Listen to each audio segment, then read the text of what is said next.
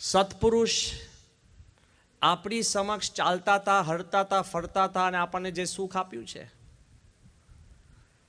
એમણે જ્યારે આંખો બંધ કરી ત્યારે પણ આપણે બધાના અંતરમાં એ જ અનુભૂતિ થઈ છે કે પોતે દિવ્ય છે. એ દિવ્યતાની અનુભૂતિ થઈ છે. પરમ પૂજ્ય મોરારી બાપુ પણ જ્યારે પધાર્યા સ્વામીશ્રીની અંતિમ આરતી કરવા, અને એ કર્યા પછી એમણે આપણને કેવળ નહીં, જગ જાહેર જનમેદનીને એમણે વાત કરી કે અત્યાર સુધી મારા જીવનકાળ દરમિયાન ક્વોટ અનક્વોટ હું આપને કરું છું કે ઘણા સંત મહાત્માઓની વાતો સાંભળી છે, કરી છે, મળ્યા છે અને બધા જ પ્રભાવશાળી છે.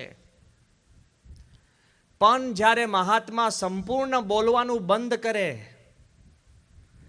ત્યારે આપોઆપ લાખો માણસો ઉમટે એમના દર્શન કરવા. એવા મહાત્મા મેં જોયા હોય તો આ પ્રથમ પ્રમુખ સ્વામી મહારાજ છે.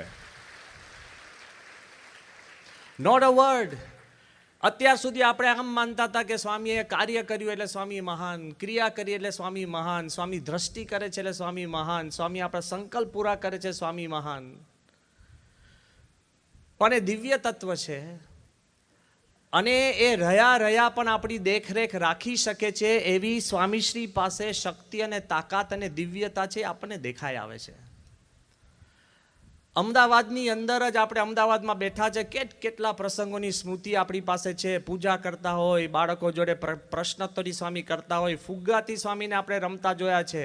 વરસાદ પડ્યો હોય તો સામાન્ય ધોધની અંદર સ્નાન કરતા જોયા છે, સ્વામીને પ્રદક્ષિણા કરતા જોયા છે, સ્વામીને વોકિંગ કરતા જોયા છે. યાદ હોય જ્યારે અક્ષરપીઠના માળમાં સ્વામી જ્યારે વોકિંગ કરતા ત્યારે આ તમે બેઠા છો નીચેનો ચોક આખો ભરાઈ જતો.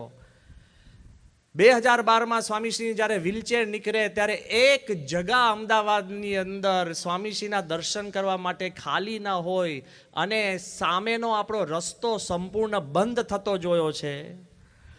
ટ્રકવાળા, બસ ડ્રાઈવર, બસમાં બધા ઊભા થતા સ્વામીના દર્શન કરતા જોયા છે. આ બધી જ વાત છે. જો એક વાત સ્પષ્ટ છે કે દુઃખ ઘણું છે, કારણ કે સ્વામીએ આપણને સુખ ઘણું આપ્યું છે. પણ સ્વામીએ આપણને એ પણ સમજણ આપી છે કે જો દુઃખ ને હણવું હોય તો એમની સ્મૃતિ સિવાય બીજો કોઈ ઉપાય નથી. એટલે સમર્તિ દુઃખની હરનારી છે. આ સમજણનો સત્સંગ છે. We are pained beyond belief. પણ મૂંઝવણ હોય, પ્રશ્ન હોય અને જો તમે સત્પુરુષની સ્મૃતિ કરશો ને તો સત્પુરુષ તમારી જોડે હાજરા હજુર છે. એક હું તમને જૂનો પ્રસંગ યાદ કરાવું છું અને એ પ્રસંગ આપણે જીવનમાં કોતરી રાખવો જોઈએ.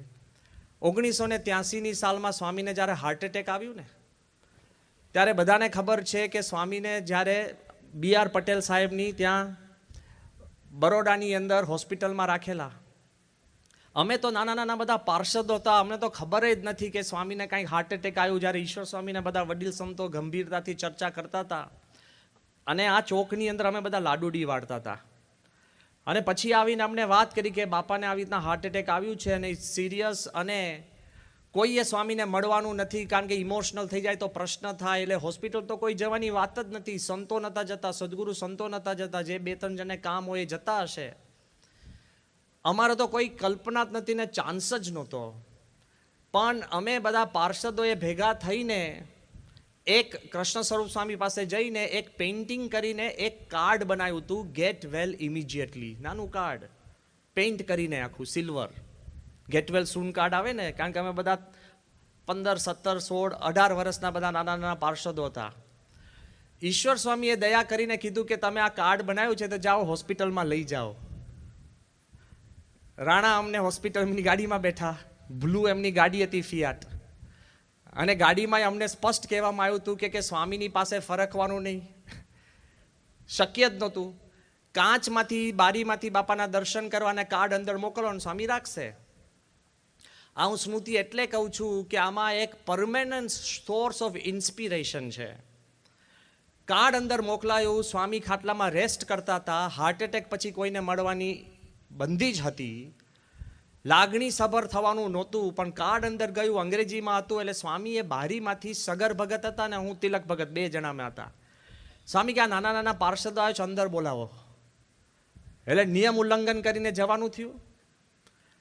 સ્વામી કાર્ડ સમજતા હતા. કાર્ડમાં અમે નાની નાની બધી વાતો લખી હતી. Get well immediately, your love is like oxygen, નાની નાની કવિતાઓ હતી. એમાં એક કવિતા એવી હતી, what does my heart say to your heart, on your beat I have a crush, so rest and not rush.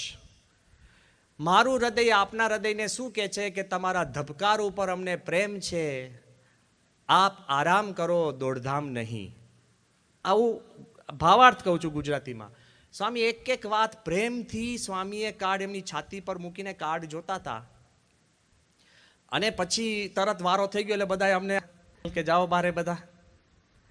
એટલે અમે પદાર્થ થઈને બધા બારે નીકળી ગયા, કારણ કે પાર્ષદ હતા, કોઈ હેસિયત હતી નહીં, બારે જતે. એમાં બી આર પટેલ આવ્યા. સ્વામી ફરી બોલાવ્યા. સ્વામી કે બી આર પટેલને આ સમજાવો. એલો બીજી વાર, ટ્વાઇસ એન્ટ્રી.